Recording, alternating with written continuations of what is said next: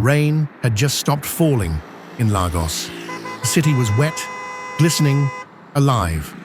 But in the heart of Don Chris, Africa's renowned multi-billionaire and founder of the Chriskind Foundation, there was only silence. He sat alone in his private study, a grand room with golden curtains, ivory shelves, and the faint ticking of a vintage wall clock. His once sharp face had grown pale and tired. Years of building business empires and running international charities had taken their toll. But that was not what weighed on him tonight. He stared at an old framed photo on his desk, a younger version of himself standing beside his late mother in her village. Her words echoed in his mind. "Chris, money is a tool, not a throne. If your children forget that, they will destroy everything you've built." And she had been right. Don Chris was dying, not of illness, but of disappointment. Despite everything he had given his family, he saw pride and selfishness growing like weeds in the hearts of the people he loved most. His wife, Madame Fifi, was a woman of class and control. Once gentle and supportive, she had grown obsessed with status. She ran charity galas dressed in diamonds. But the kindness that once moved her had become a performance. She no longer saw the poor. She only saw audiences. His first daughter, Melissa, 24, was cold, ambitious, and proud. With a fashion line in Paris and a loud social media presence, she believed charity was for clout, not compassion. She often said, "Why should we give to beggars who refuse to work? They're lazy." Then there was Lillian, 22, elegant and calculated. She was softer in tone, but just as arrogant. She studied political science in London and returned speaking about global empowerment, but never once greeted their aging gatekeeper. She mocked the village people on visits. "Dad, let's build something modern. These villagers still think 1970. They carried his blood, but they did not carry his heart." And then there was Kenny. Kenny, 20, the youngest, quiet, observant, soft-spoken. He had refused his father's offer to study abroad, choosing to work part-time at the foundation headquarters in Lagos. He spent weekends at the orphanage and often came home smelling like baby powder and cassava leaves. He listened more than he spoke. He never posted his acts of kindness. He lived them. That evening, as Don Chris looked out the tall window into the misty garden below, he whispered to himself, "I've made billions, but what legacy will I leave if I hand the keys to people who only care for riches and not for people?" A sharp pain shot through his chest. He clutched it, breathing slowly. The doctor had warned him his condition was worsening, but even now, he refused to rest. He turned toward his trusted personal assistant, standing quietly near the door. "Call a meeting," Don Chris said, slowly rising from his seat. "Tomorrow morning. My wife, my children. I want to speak to them." The assistant nodded, worried, but silent. Don Chris walked to his late mother's old Bible on the shelf. He opened it, revealing a yellowing note she had once written, "Only the humble can carry the weight of mercy." He smiled faintly, then turned and whispered, "If they won't carry my heart, then I must test their hands, quietly, properly, one by one." The next morning, the skies were clear. The Lagos sun warmed the tiled roof of the Chris mansion. Birds sang in the garden, and staff moved briskly through the compound, preparing for the day's duties. Inside the marble-floored dining hall, Madame Fifi sat at the head of the breakfast table, wearing a silk robe and scrolling through her tablet. Melissa sat beside her, adjusting her lashes in a handheld mirror, while Lillian sipped a smoothie and giggled at something on her phone. Kenny, as usual, arrived last. hair still damp from a cold morning bath, dressed simply in jeans and a polo shirt. He greeted the staff one by one before taking his seat. "Where's Daddy?" Melissa asked with a slight roll of her eyes. "He's always missing breakfast nowadays." "He's not well," Kenny said calmly. Madame Fifi scoffed lightly. "He should let doctors handle his body and let me handle this family foundation. We don't need him stressing over nonsense." Just as the words left her mouth, the intercom buzzed. The head security guard's voice crackled through. "Madam, there is a child outside, a girl. She's crying at the gate." Fifi frowned. "A child? She says she's hungry and lost. Looks about 7 or 8 years old." Melissa looked disgusted. "Another slum rat looking for attention." Lillian rolled her eyes. "Can't they be cleared before we wake up? I don't want to start my day with tears and dirt." Madame Fifi raised her hand. "Tell the guards to send her away. I don't want drama this early." Kenny looked up from his tea. "Wait." They all turned to him. He stood up calmly. "I'll go see her." Fifi sighed. "Kenny, please. Let's not start this again. You always pick the worst times to play saint." He didn't answer. He walked quietly out of the room, slipping into his sandals by the doorway.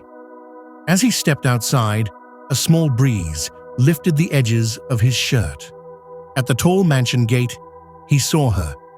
A little girl, barefoot, dusty, with swollen eyes and a ripped green dress. She clutched a dirty plastic bag and wiped her nose with the back of her hand. Kenny knelt to her level. "What's your name?" The girl looked unsure. "I'm Blessing," she whispered. He nodded. "Why are you crying?" She sniffled. I lost my auntie in the market yesterday. I've been walking since morning. I'm hungry." Kenny glanced at the guard, then back at her. "Have you eaten?" She shook her head. He opened the gate slightly and stepped outside. "Follow me."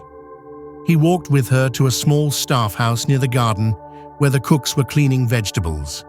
He requested a plate of boiled yam and a bottle of water. While the girl ate, Kenny sat beside her on a wooden bench. "Do you know your aunt's number?" he asked gently. The girl shook her head again. "She doesn't have a phone." Kenny nodded, thinking. Inside the house, Don Chris watched from the upstairs window, hidden behind a curtain. He hadn't eaten breakfast either. His doctor had tried to convince him to rest, but this was what he needed to see. Madame Fifi, Melissa, and Lillian had shut their hearts without blinking. They didn't even ask the girl's name. Not one. But Kenny? He didn't just see a poor girl. He saw a person. Later that afternoon, the girl's aunt was found. She worked in a market downtown and had been searching all night. They reunited at the compound gate, both in tears. Kenny stood beside them, smiling faintly, and handed the aunt some money for transport and food. Don Chris walked out slowly, leaning on his cane. No one expected him there. He looked tired but focused. "Is everything all right?" he asked. Kenny nodded. "Yes, Daddy, she found her family." Don Chris placed a gentle hand on his son's shoulder. "Good work, son. Very good work." He turned, locking eyes with Madame Fifi and the girls standing behind the curtains, watching. They looked away. A few days later, Don Chris called his whole family to the living room. He was sitting on a soft chair with a blanket over his legs. He looked tired and weak. His voice was slow, but his eyes were sharp. "My mother's village has no school," he said. "Before I die, I want to build one there." The room went quiet. Then he added, "All of you will come with me. We will go and give the land ourselves." Madame Fifi frowned. "That village again?" Melissa sighed. "Dad, can't we just send the money?" Lillian said, in a low voice, "I don't like sleeping in places without AC." But Don Chris didn't answer them. He turned and looked at Kenny, who was quiet. Kenny nodded. "Yes, Daddy, I will go." The next morning, they all entered their big black cars. The journey to the village was long. The road was bumpy, and dust flew into the sky. When they arrived, poor children ran to the road, smiling and waving. Old women sat outside their small mud houses. Men rested under mango trees, wearing old wrappers and chewing sticks. The air was hot, but peaceful. As the cars stopped, Madame Fifi rolled up the window. "These kids are dirty," she said, pulling out a perfume spray. Melissa brought out her phone and took pictures, saying, "Let me post this mess on my story." Lillian laughed. "This place smells like the past." But Kenny opened the door and stepped out with a smile. He waved at the children and helped an old woman carry her basket. He sat beside some boys under a tree and listened to them talk about their dreams. Don Chris watched everything from behind his dark glasses. He didn't say a word, but his heart was speaking loudly inside him. A village elder came to welcome the family. He was a tall man with a cane. He greeted Madame Fifi and the girls with open hands, but they turned their faces away. "We are tired," Melissa said. "Just tell us where Daddy wants to give land," Madame Fifi added. But when the elder turned to Kenny, Kenny stood up and greeted him with 2 hands and a bow. He offered the elder his bottle of water and helped him sit down. The elder smiled. "Your mother, the late Madame Mama Chinière, was a queen in heart. You look like her." That evening, the villagers cooked rice and stew with firewood. They offered it to the family. Madame Fifi refused. Melissa laughed. Lillian said, "I don't eat from random pots." But Kenny sat on the floor with the villagers and ate with them. He even helped serve some of the children. One of the boys whispered to Kenny, "You are rich, but you don't act proud." Kenny smiled and said, "My father always says, pride kills before hunger." From a distance, Don Chris wiped his eyes with a handkerchief. He remembered his mother's words again. "The one who respects the ground he walks on will never fall without help." That night, Don Chris sat outside his small village house, looking up at the stars. Kenny came and sat beside him. "Thank you, son," he said softly.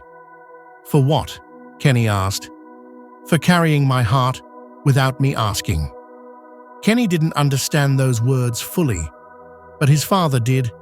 It was a Monday morning. The air was quiet inside the big mansion. Everyone was getting ready for the day. In the kitchen, Mama Ify, the family's housemaid for over 15 years, was standing near the sink. Her hands were shaking. Her eyes were red. She looked like she had been crying all night. Kenny walked in to get a cup of water. He noticed her. "Mama Ify," he said gently, "are you okay?" She looked at him and quickly wiped her tears with her wrapper. "It's nothing, my dear. Don't worry." But Kenny knew it was something. He put down the cup. "Please tell me what happened," he said softly. Mama Eve sighed. Then she whispered, "My son, Junior. He's sick. He has a high fever. I took him to the local clinic, but they said he needs better treatment. I don't have money. I was going to ask Madame Fifi." Kenny touched her hand. "You are family here. You should not suffer in silence." She smiled a little. "Thank you, Kenny." Later that morning, when the family gathered in the sitting room for tea, Mama Aoife walked in slowly. She stood quietly in the corner and greeted. "Good morning, Ma. Please, I'm sorry to disturb, but I need help. My son is very sick. I need to take him to the hospital." Madame Fifi looked at her like she had stepped on dirt. "You people are always bringing sickness into this house." Melissa rolled her eyes. How much is it this time?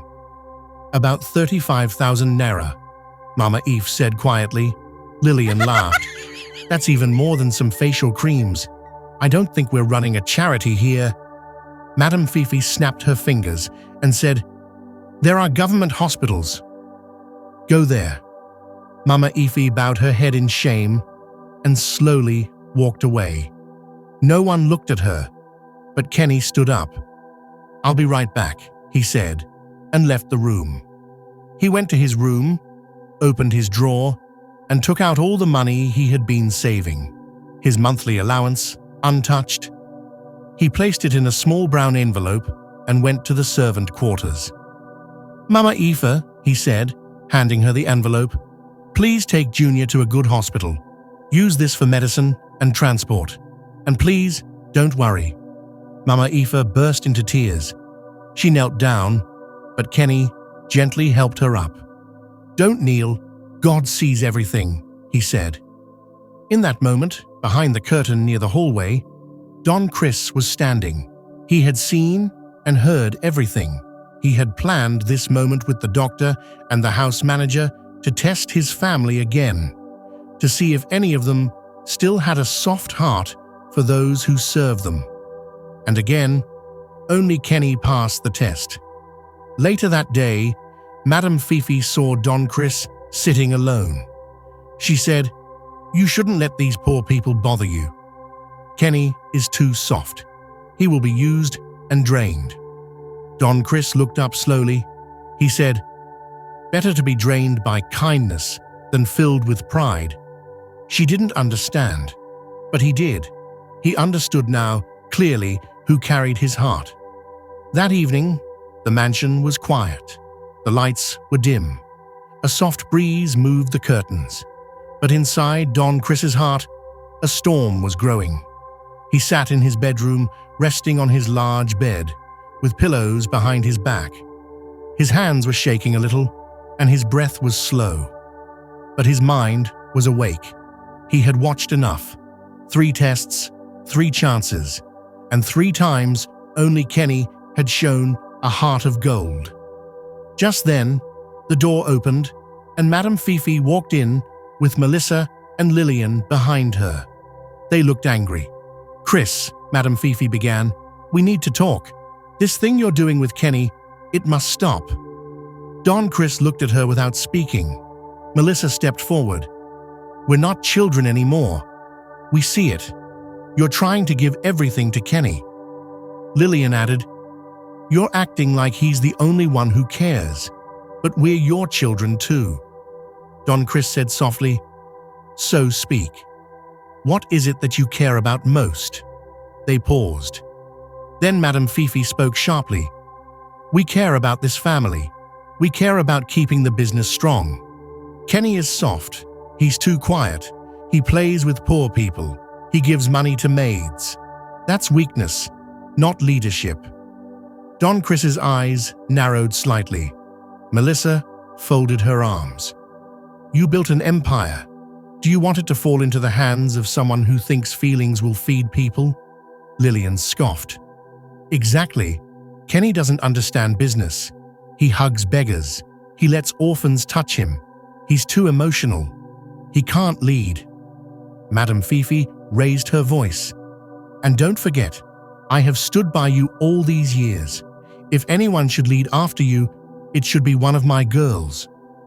Don Chris stayed quiet. Just then, Kenny walked into the room, holding a tray with a cup of warm tea. He paused when he saw them.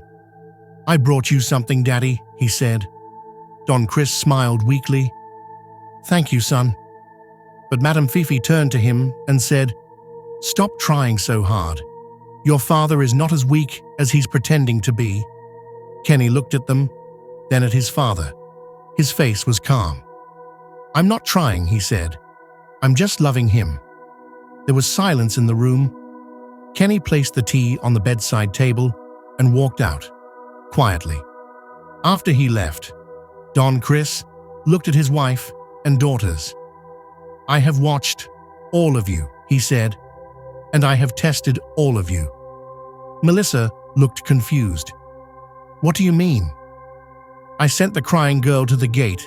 I sent Mama Eve to ask for help. I took you to my village to see if you could show kindness to the poor. His voice grew firmer. And every time, you failed. Madame Fifi looked shocked. You planned it?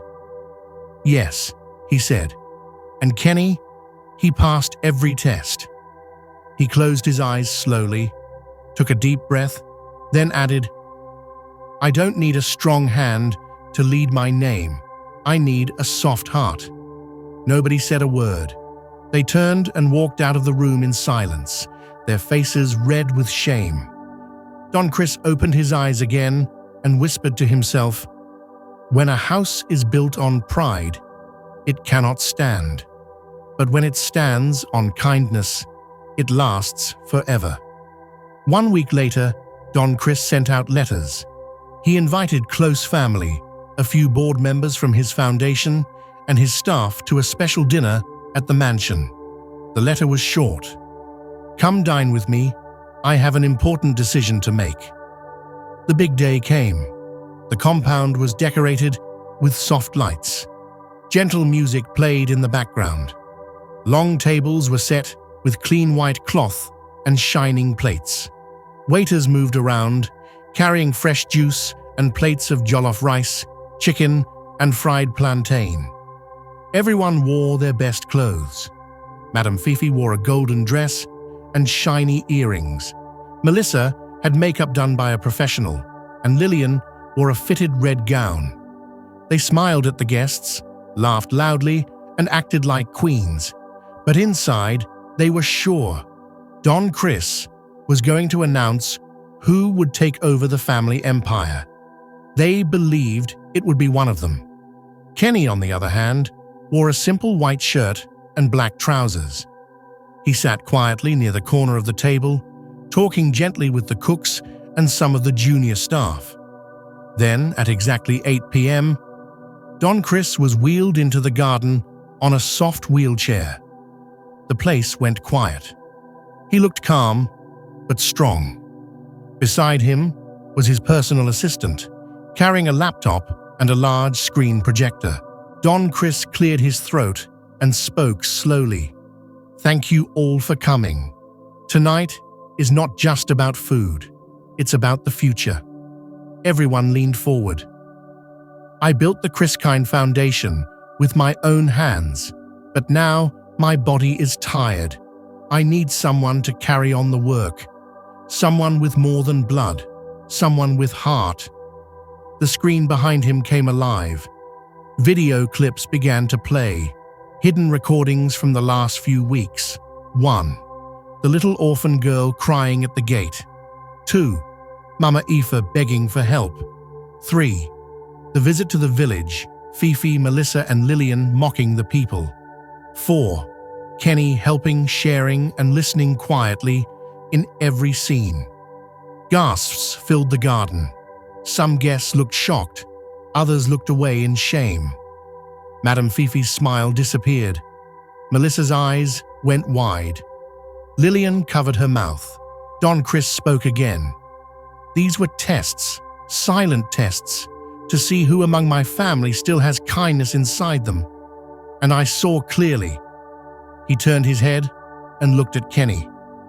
Only one person passed. He raised his hand and pointed.